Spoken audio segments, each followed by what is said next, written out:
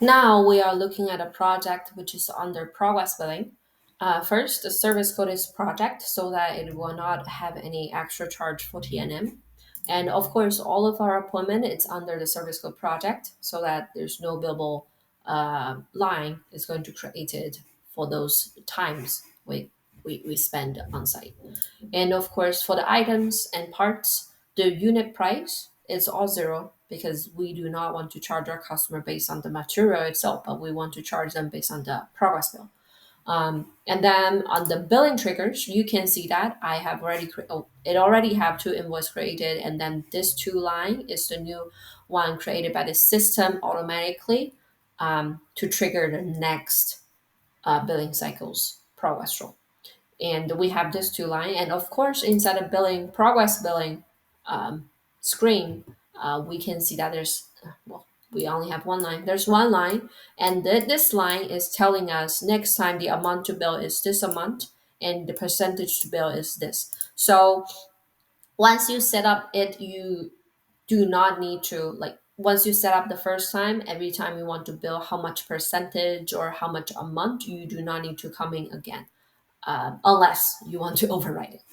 And here is the progress bill. Of course, it has a holdback related to that, which is here, but that's fine. And then we have the progress billing and holdback set up correctly. We do not need a TNM.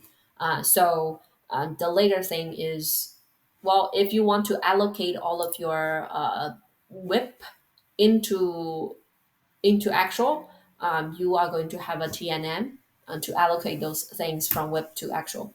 But you do not need TNM to create a new invoice. Okay. So here, now I'm going to create an invoice for this project. Let's pick today as the cutoff date. And then,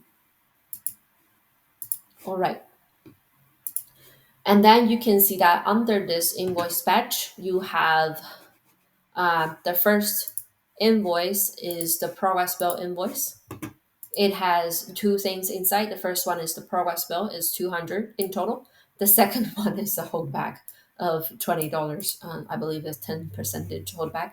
So this is our first invoice, and the second one is a $0 invoice.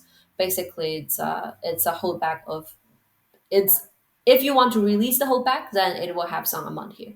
Looks like we don't want to release the holdback, so nothing. All right. So that's for progress billing. Again, for progress billing, the amount inside, oh, sorry, not this one. The amount inside this progress bill,